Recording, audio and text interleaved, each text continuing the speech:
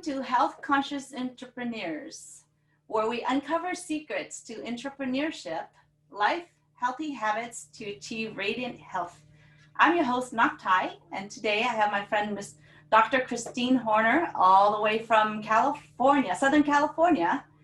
And welcome, Christine. Thank you for being on the show. Please share with us your background and what brings you joy. Sure. So I actually was trained as a surgeon, so I'm double board certified in general surgery and plastic surgery. And I worked as a plastic surgeon for about a dozen years, but soon after I started my practice, I was doing a lot of breast reconstructive surgery for breast cancer patients. And I had a special interest in it because my mom had had breast cancer.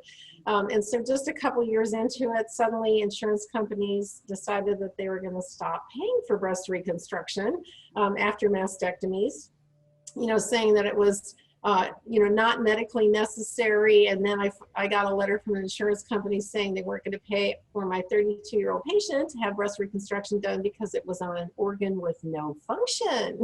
Yeah, I was like, doesn't make sense to me. It doesn't have a purpose.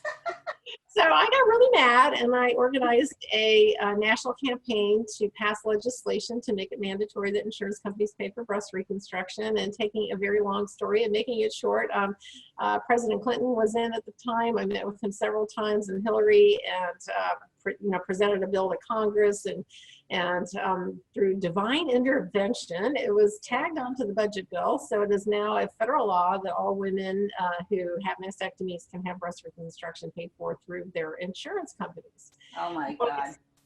That's powerful. Thank you. Thanks.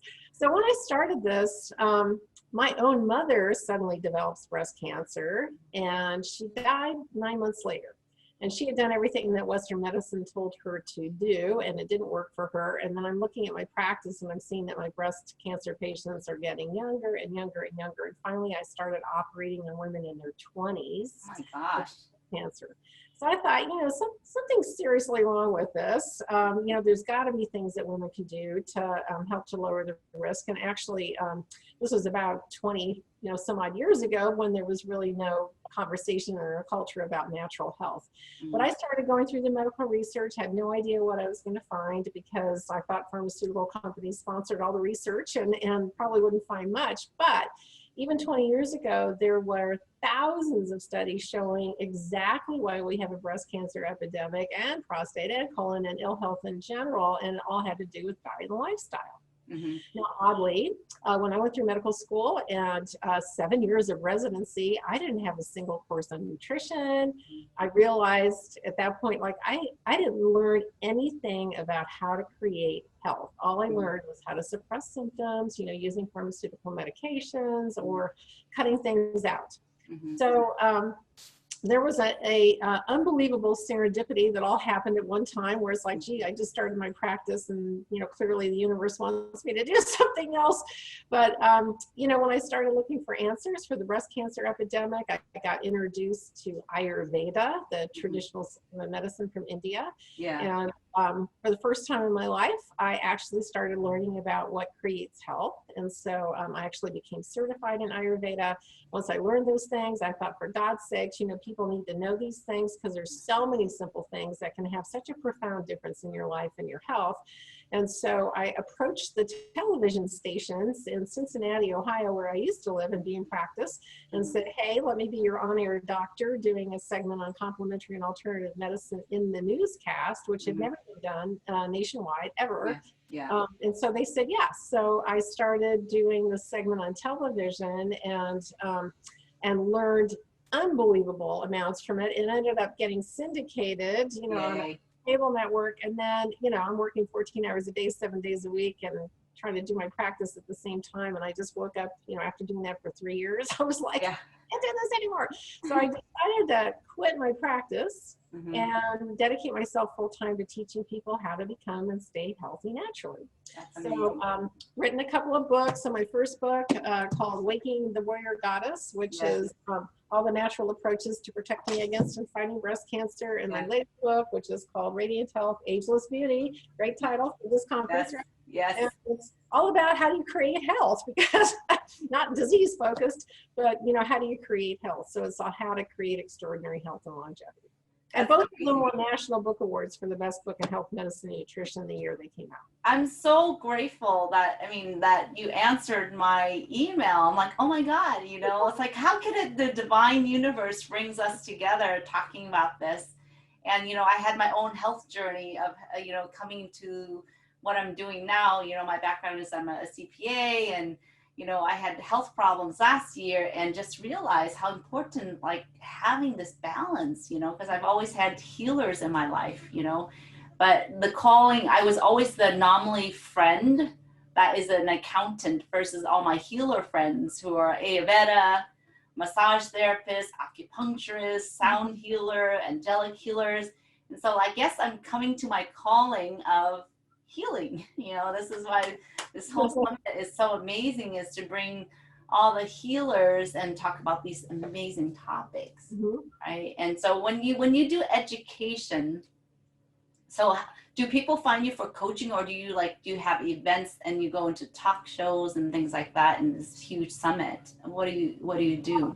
So I've done mostly television. So I've traveled all over the country doing television. I have, and radio. I have my own radio show called the Radiant Health Show with Dr. Christine Horner. Yeah. That's the primary, thing that I do.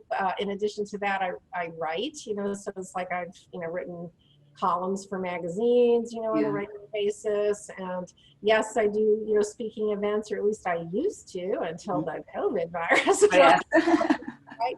And I do lots of summits. And then I also do telephone consultations for people all over the country, in fact, all over the world, kind of as a health coach. But I would say the majority of them are newly diagnosed breast cancer patients, or the other thing that I do is I am an interpreter for a technology called, it's an infrared technology, so called thermography.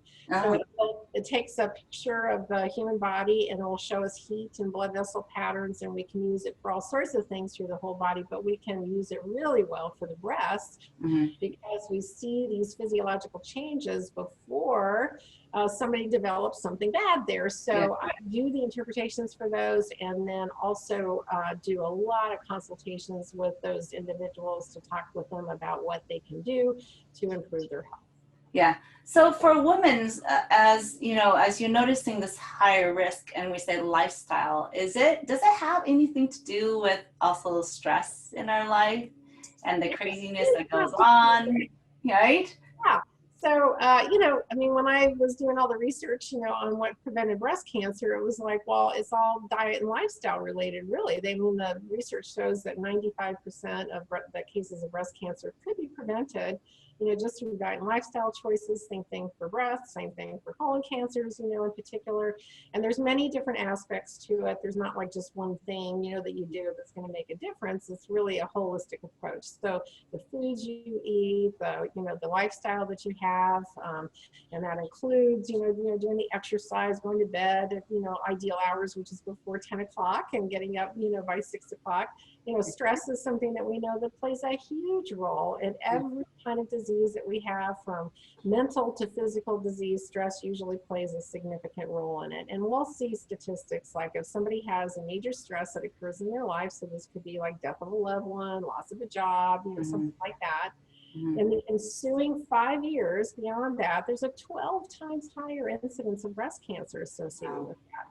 So ancient systems of medicine, and we're talking thousands of years ago. Ayurveda, traditional Chinese medicine, are usually talking about, its origins about 5,000 years ago. So they realized, back then, that stress was something that was a major contributor to all the different illnesses. And so they came up with what we call effective stress reducing techniques. So these are things like meditation, Tai Chi, Qigong, yoga. So I actually practice transcendental meditation, abbreviated as TM. A lot of people have heard of it because the Beatles, trained in it, and so forth. But it's the most researched form of meditation, simple mental technique that just takes 20 minutes, twice a day. huge amounts of research that has been done on it, and they have found that what these various different techniques do is they train your nervous system to not be so reactive. So when we have a stress that occurs in our life, and this is kind of, there's some design flaws, I think, in the human body, and this is one of them, and that is if any kind of stress that we have in our life. So you could have, like something serious, like a robber's chasing you, while you want to have that adrenaline to take off and run away, or the mothers that are able to lift cars off their, infants and stuff. Yeah. That's the fight or flight response that we have. And it's very appropriate in certain instances like that. But in most instances, it's not. So we're looking at our credit card bills, or we're, dealing with this stupid virus or something. It's like our body is having a fight or flight response. Now, when we're not having fight or flight behaviors, then those hormones that get kicked up to allow us to have that reaction, they stay elevated in our bodies, and they become very damaging. So like cortisol, for instance, is one of the stress hormones. If it stays chronically elevated, then it can cause you to have high blood pressure, increase your risk of diabetes, just on and on and on. So it's important, and I actually think that it is like it's essential, like kind of mandatory, that you do one of these practices, and they're meant to be done every day. That you train your nervous system to not be as responsive when a stress occurs, and then you don't have the damaging effects of those hormones to the degree that you would normally. And there was a really amazing study that was done in Canada where they took people who had practiced transcendental meditation for 5 years, and they matched them up to a similar population that did not meditate, and they found that the ones that meditated were admitted to the hospital for half, like 50% less than for every diagnosis that you could think of, including accidents. So it's really important, that somebody find one of these techniques and practice it. And it's like one of the best, most protective things that you can do for your health. Yeah, it's so important. It's like, how do you, like our mind, right? It's like our mind, if our mind's always busy and it's just like all clogged and stressed and things like that, like you say, or it's creating all these chemical imbalance, and then how do we get ourselves back to being balanced, right? And so what these practices are, and I love Ayurveda because in the summer I had a girlfriend who she's has a corporate job, but her calling was to go to Ayurveda, and so she's been taking coaching to do Ayurveda, and so I took a class with her. And like I'm learning about that, the food and the spices and your type of body and things like that, and just to be aware of. So that's like another whole world of holistic that a lot of people aren't exposed to, right? Yeah, that's right. And like I said, I didn't learn anything about health until I studied Ayurveda. And it's really amazing where it's like, first of all, some of the distinctions from Western medicine, besides really focusing on creating health, Western medicine has no idea how to do it. They recognize 9 different kind of fundamental body types, so we're not all the same. Whereas Western medicine treats us very cookbook, like we're all the same. But you have friends that can eat hot, spicy foods and it doesn't bother them at all. Somebody else eats it and they have instant, like acid reflux going on. You have, people that can, they can eat whatever they want to, and they're super thin, and then you have people who are heavier and they hardly eat, so it's like we have all these differences, and so Ayurveda recognizes that, and then there's very precise prescriptions about the types of foods that you eat based on what your body type is, and what kind of exercise that you do, the best sleeping hour, just everything. So it's really refined to help to put your body into balance, because those things are going to take somebody else out of balance, so it's a huge recognition of our differences, which again, Western medicine doesn't really see at all. Totally. And then also it changes too, right? Because if you could be one type now, but then it could change later on. So you always stay, whatever your body constitution is, that's what it is. But we have all sorts of different influences on us throughout our lifetime. And so during the time that you're a baby until you're maybe 20 or something is considered well, they're called doshas. So there's Yeah. doshas, which are governing principles that we don't have anything equivalent in Western medicine, but it's just kind of like these kind of governing energies. So vata, V-A-T-A, is something that governs movement. Mm-hmm. Pitta, P-I-T-T-A, is something that governs metabolism, and kapha, which is K-A-P-H-A, governs structure. And Mm-hmm. so we have various amounts of those in our physiology. Every living thing does, but even different hours of the day are divided into vata, pitta, and kapha. So it tells us what kind of activities we should be doing at that time. And our lifetime is divided up that way too. So we're more kapha when we're little, kind of in our mid years, 40s and so forth. We're more pitta, and at the end of life, we're more vata, which is why vata has properties of being kind of drying out and thinning. So older people get more dried out and have, arthritis and stuff because they have a lot of vatas in their body. But you still, maintain the original constitution that you were born in, but you just have these different influences that occur. Yeah, and the book was so detailed. It's like my shape of my face, right? Mm-hmm. Or something like that. It's like, okay, well, oh wow. It's like, how is it? I mean, how much history has gone into those books that we cannot ignore? Right. Yeah, and they still use them, and that's the amazing thing. So there's like when I was first learning about Ayurveda, there's a couple of textbooks that are 2,500 years old. The Shraka Samhita and the Sushruta Samhita, which is a surgical text. And there's actually a description of how to, like, if you have, some like tumor on your nose. Okay, so and then in plastic surgery, one of the ways that we can cover it and kind of correct it, through plastic surgery is to do a reconstruction using a forehead flap that turns around like that. Well, that was described 2,500 years ago in Ayurveda. Oh my God. Yeah. So it's a really incredible system of medicine, and all the research is being done on, the various different recommendations that they have. They find that not only do they do what they said they were going to do, but it does it, at a level that's much greater than you would ever even imagine. Yeah. And I think there has to be a movement. You know what the movement is? That we need to educate doctors. As part of the requirement for doctors, there has to be a requirement for doctors to go through nutrition and understand the impact of food to the body so that they can help treat and make recommendations, not just giving pills, right?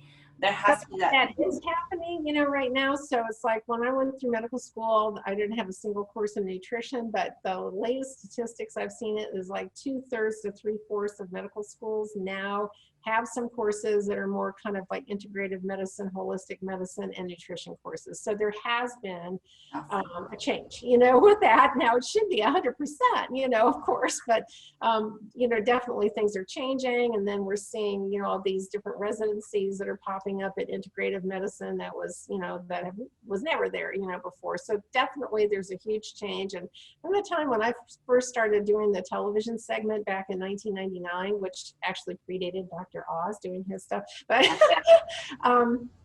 there's been a huge shift in the amount of knowledge that's out there in natural health, and the level of education. When I'm out there talking to various different groups, when I first started, it was like nobody had heard of Ayurveda, and now at the time, every crowd I speak to, most have, in there. So there has been a big shift. Yeah, because and a lot of things I didn't know about doctors, and you look at the lifestyle of a doctor and the lifestyle of a nurse, and you're like, their job is to take care of us. But what's important is that they need to take care of themselves and learn these techniques to take care of themselves. And then it just makes no sense to me why doctors and nurses have these crazy schedules. Right. And that what they're trying to tell us is like, you need to do all this to take care of yourself, but you yourself as doctor and nurses are not taking care of yourselves, and you're required to have these crazy schedules. That is not realistic. I mean, it totally is not realistic to me. And it's true. They did make some changes for like primary care doctors, with residency and stuff. They didn't change it for surgeons because they felt like it was kind of impossible to do. But I would say I'm one of the few doctors I know that really walks my talk, so I, even people that are in more holistic stuff, I've looked at some of them, they're like obese, they look terrible. It's like, oh my God, what are you doing? Yeah. So absolutely, it's we should be leading by example. Exactly. Like it's like leading our children, right? If you want your children to do something, you need to be the example for them as a role model. Mhm. And like these doctors, if you want to be my doctor, you need to be a role model for me. I don't want to go to a doctor who's not healthy and working long hours and having surgery on me. It's like, come on. Why Yeah, would I want you being tired? And we know that, statistically, if we're tired, our brain doesn't work as well. that's We're true. not focused, and you're handling like a tool to cut me up. It's like, why would I want you to do that? Very good point. And so if we have to, like, that's some, like, it comes back to like our basic common sense where we don't have we lose sight of that, Yes. right? I mean, it's like, how can we lose sight of something that's just so simple as to look at these basic things that we do and not be dictated by government or dictated by the rules of the hospitals or insurance and stuff like that. We need to look at what makes sense, right? To protect ourselves, each other, and to help each other, right? Yeah, so it requires a lot of, at this moment in time, it requires a lot of an individual really taking command of their health, Mm-hmm. because that Western medicine isn't going to keep you well. They're just going to take care of you when you've been in an accident, or try to suppress some of your symptoms, which most of the diseases we have are reversible, too. And Ayurveda recognizes that, but Western medicine doesn't. But in order for you to really experience good health, and Yeah. to me, like, what is that all about? It's like, well, when you're sick, Yeah. you're not enjoying your life very much, right? So the whole point of being healthy, feeling great, is that you get more joy out of life, and you get whatever your kind of divine purpose is. You're able to do that. You're able to interact with your friends and family, more, and not be in pain and suffering and stuff. So it's really, being able to experience a lot more joy, and who in heck wouldn't, want to do that? But it requires that each individual takes personal responsibility for their health. So you got to educate yourself. You have to, really seek it out, and not expect your doctor, to be able to do that, because that's kind of like, most of them, that's not their function, unless you're going to a naturopath or integrative, kind of doctor.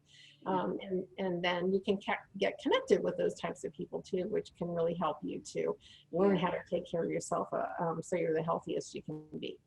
Yeah, I always wonder about surgery, right? Mhm. Because our body, we're born with these organs, right? We're born with things that is connected, supposed to work well together. And I always am worried, like, if you cut something off, then how does the body, like, you know what I mean? How does the body, like, know that there's this missing organ, missing things? Is Right. that the answer, is to cut something off, or do we go back into the root cause, like you say, lifestyle? Do we go back into the root cause and say, hey, what have you been doing with your lifestyle to cause this organ to stop functioning, or it's not in a good state because of all the poison you put in, all the chemicals you use and all that stuff? What can we do to change that so that the body starts repairing itself instead of like chopping it off, and then your body's trying to adapt because now you have to like have medication to like make sure that it matches or your organ function, right? Right. Well, there's always a place for surgery, but ideally, I mean, kind of a gallbladder is a good example. If people ate appropriately, they wouldn't have gallbladder attacks and have their gallbladder removed. And then without a gallbladder, then there's, chronic problems that are associated with your digestion, because you don't have your gallbladder. But there's other instances where it's like, for sure, surgery is needed. Do you want to avoid hospitals? Heck yeah. I'm always like, a best approach is to stay out of a hospital, right? Exactly. And now we have, the COVID, situation. So this is a really good example, I think. I've been doing a lot of television, just Yeah. like this, on, using the Skype and Zoom interviews and everything. But what we're seeing, and this is just kind of a great illustrated example of what we're seeing, is that people who have underlying health conditions, okay, so how do you get those? From bad diet and also, and bad lifestyle. gives you underlying health conditions, then it really ramps up your risk of developing COVID to begin with. And if you do, then your symptoms are way worse, and then your likelihood of dying are way worse. And being overweight, where, you know, let's look at our culture right now, 2/3 or more of people are overweight, that really ramps up your risk of having poor outcomes with COVID. And then there's like unbelievably simple things that you can do that they found that will dramatically lower your risk. You know, so for instance, vitamin D. I mean, I'm a big proponent on taking supplemental vitamin D. They've done just a massive amounts of research on it in the last decade or so. They find that it works more like a hormone in the body. If your levels are low, your risk of every kind of chronic disease you can think of raises astronomically. If your levels are in the therapeutic range, which we say are 40 to 60 nanograms per milliliter, so you have to get your levels checked to know, then your risk of those diseases goes down unbelievably. So I'm talking about, like, they've seen an 80% reduction in diabetes if your vitamin D levels are in that therapeutic range. There's like a 70% lower risk of developing diabetes. And in relationship to COVID, that's the one thing that they found with the vitamin D levels, that those that have that therapeutic range, their outcomes are just unbelievably better. I mean, it cuts your risk of dying in half, you know, from COVID. So just take a vitamin D supplement, right? And then, you know, keeping our immune system strong. So that's really kind of this holistic approach. I mean, like, everything has an influence on our immune system. So if you're eating, you know, processed foods and sugars and, you know, crap like that, it just slugs your immune system. If you're eating mostly a plant-based diet that's really high in organically grown fresh fruits and vegetables, then it really helps your immune system. Stress is something that really kills the immune system off, you know, too. So again, practicing an effective stress reducing technique, staying up too late at night. You know, people are like binge watching, you know, Netflix. It's like that kills off your immune system too. You know, so you gotta go to bed, you know, before 10 o'clock. And then there's, you know, different supplements that are helpful. So the vitamin D, absolutely crucial. Vitamin C is extremely important for a healthy immune system. So you take at least 1,000 milligrams a day, you know, that. And then I really recommend this mushroom formula. So we found that mushrooms are the thing that really support the immune system more than any other food group. And so of all the different mushroom formulas that are out there, the one that I've been most impressed with is one that's called AHCC. And AHCC is out of Japan, been around for about 40 years. They've done extensive studies on it, and they found that it helps to support every single cell type in the immune system.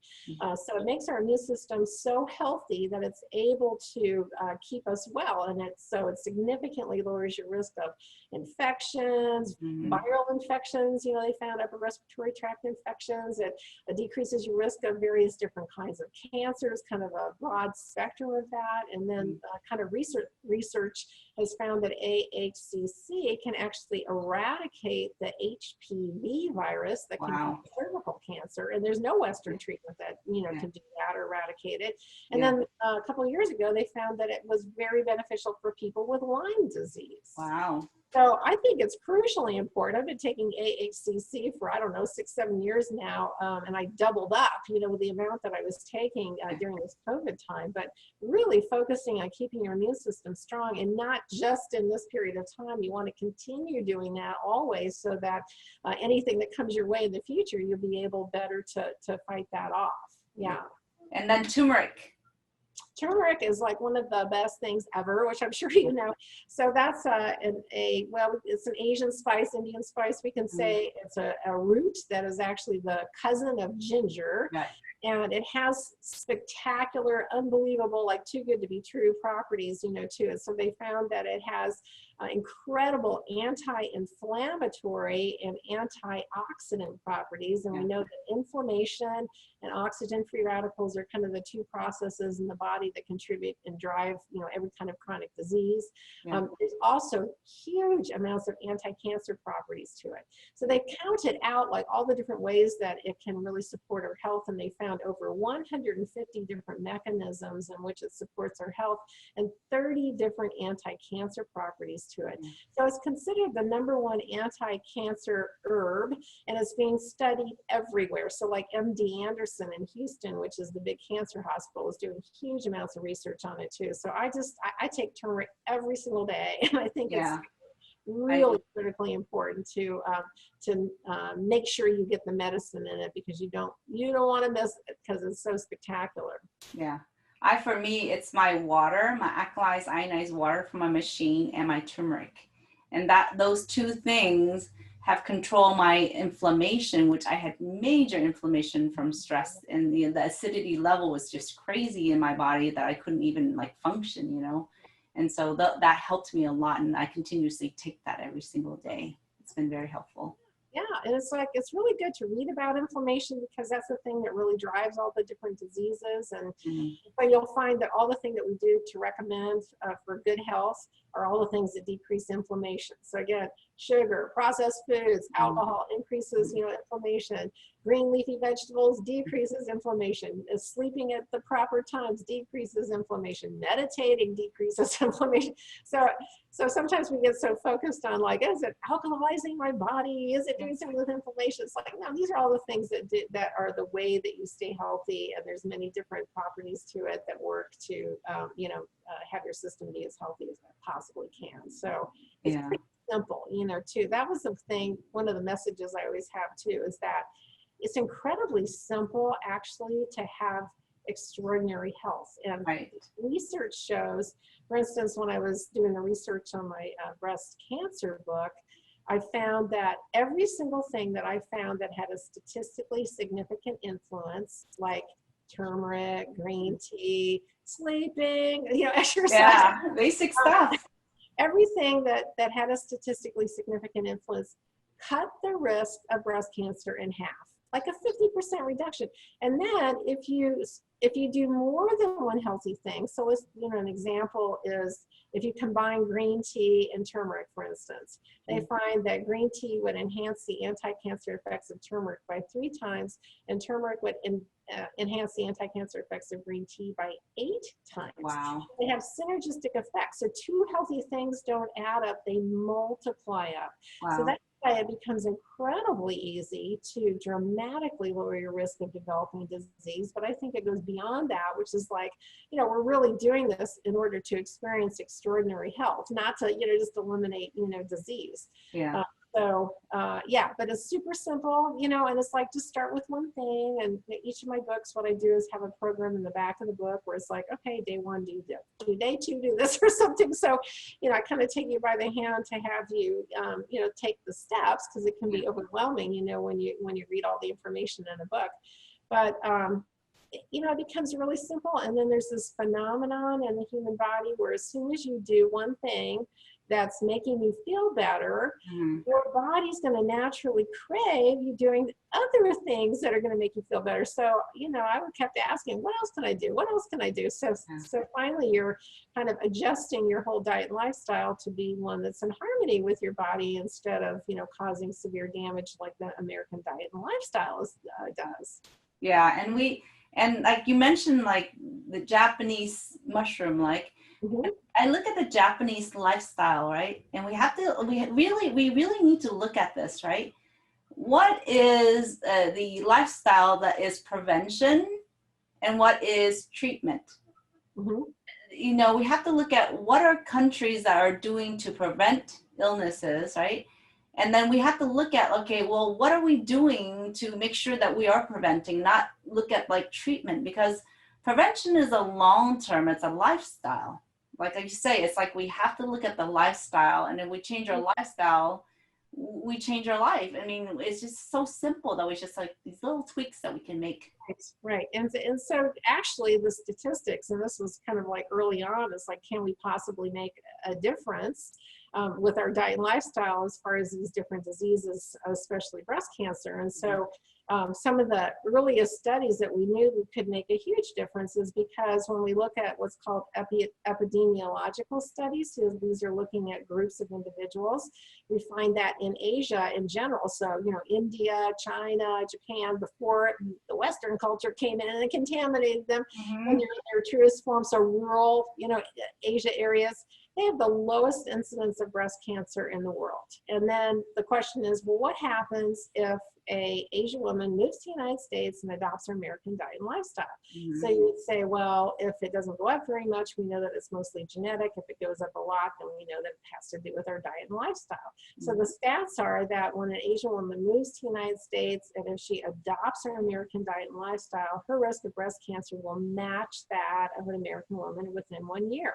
And so then just going through the research, you can see that all the different things that help to lower your risk of developing breast cancer and protect against it, all those things are naturally in the Asian culture. So they eat less, generally lower number of calories. They're mostly eating a plant-based diet, getting exercise. If you're in the rural areas, they practice these effective stress-reducing techniques. Like in China, you've seen the huge courtyards of people, doing the Tai Chi or, Qigong, together. And India, they're doing a lot of meditation there. They include lots of spices and they use turmeric, they use, curries. Those things are, extraordinarily protective. And so their natural way of life was one that was in harmony with the earth and with their health. And so they had, this incredible, like if you look at Okinawa, for instance, they have some of the greatest longevity, in the globe. So, that there's a reason for that. So yes. And we need to recognize that there is a reason why Okinawa or Japan, these places that have the longest living people, like what are they doing with their diet and the water and the food and things like that, or their lifestyle and their mental state, stuff like that. And then now you're looking at China and Vietnam or these countries, and I'm from Vietnam, and in these countries we're getting more pesticide in our food. Right? We're spraying McDonald's and things like that. Yes. we're thinking as a short-term gain, right? That we're creating a short-term gain for ourselves, and we're forgetting that the long-term effect of the people is that we're taking Western chemicals, spraying on the food to make it grow faster so we can sell and we can make faster money. But the impact to our people and our society is that we're going to get more and more people is going to get cancer, more and more are going to get different illnesses, right? And kids are getting obese and all these things. And we need to stop. We need to make sure that we know what we're doing and stop thinking of the financial gain and look at the humanity side. Okay, where you're going is not the answer. We got to change that. That's exactly right. And I know that we're kind of coming down to the end of it here. So I also want to mention this amazing statistic, which is that, when I went through all the research, it's like I found something that actually has more of an influence on our health than anything else. So it's more than diet, more than smoking, and more than genetics. What do you think it is? You tell me, what is it? Well, it's actually, we find when I was going through medical school residency and everything, we used to think that our emotions had no effect on our bodies, except for we thought, those people that have, peptic ulcer disease, they seem a little stressed out. But otherwise, there was no recognition that there's any emotional component or, connection of the head, with the rest of the body, which would be our neck, right?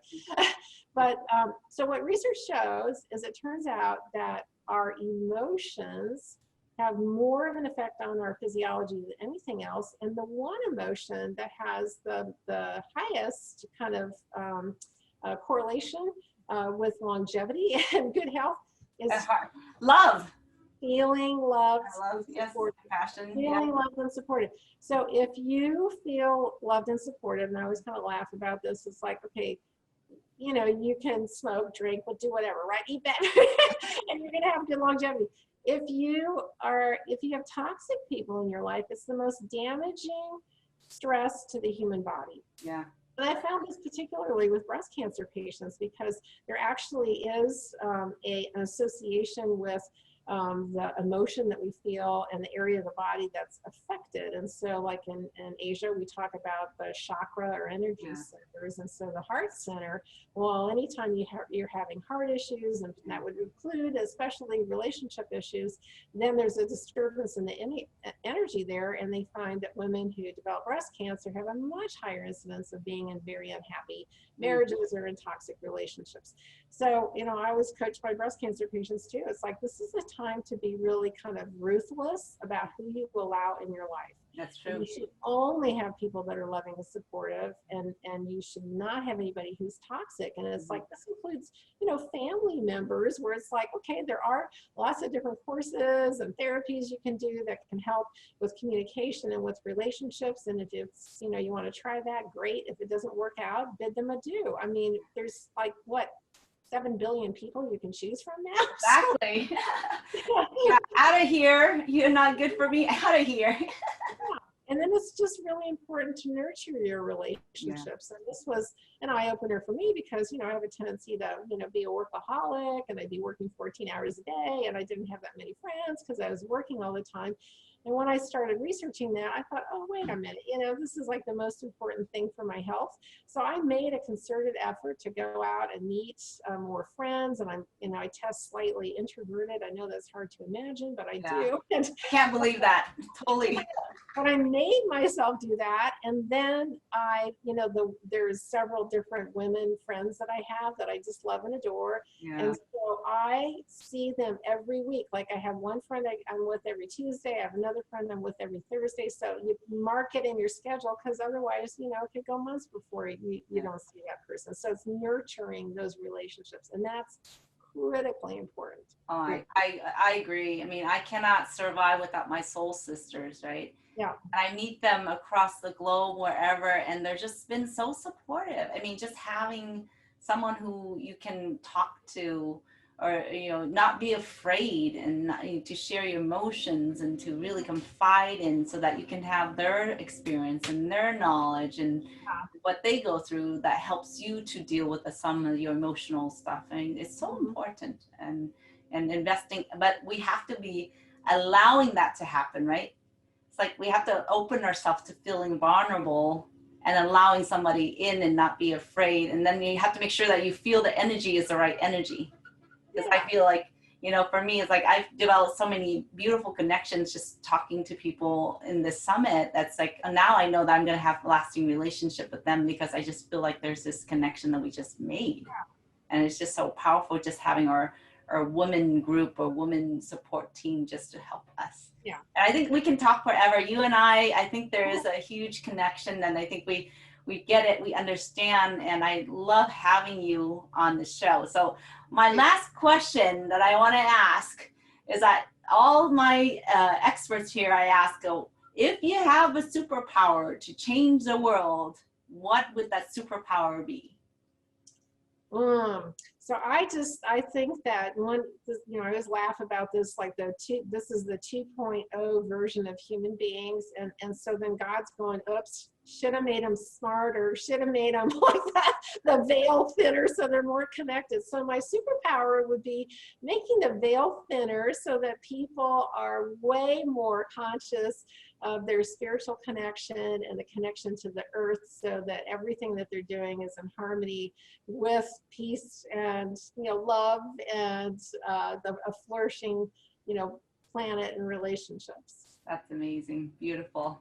And if somebody wants to find you, how do they find you? This place is my website, which is drchristinehorner.com. It's spelled drchristinehorner.com. Yeah, and I really want to honor you for all your work and your education, your knowledge, your amazing brain. But it's like, oh my gosh, she has so much facts. Yeah, people have called me a walking encyclopedia. You are. You truly are. I'm like, oh my gosh, you're like, because she has a lot of data here. But I'm absorbing as much as your data, but it's just so powerful. It's like how you're able to, have all that. It's just, and what you bring to us, and your knowledge and just sharing. It's just amazing, because when I meet people on this every time I meet people on the summit, it's just so powerful. And I'm bringing everybody together to just share knowledge and make us all, better human beings connected to the earth and sharing what we know and bringing us to a different level of consciousness. It's just so, so important. And so we do have a gift that you offer, and you're going to give us a little gift and a link.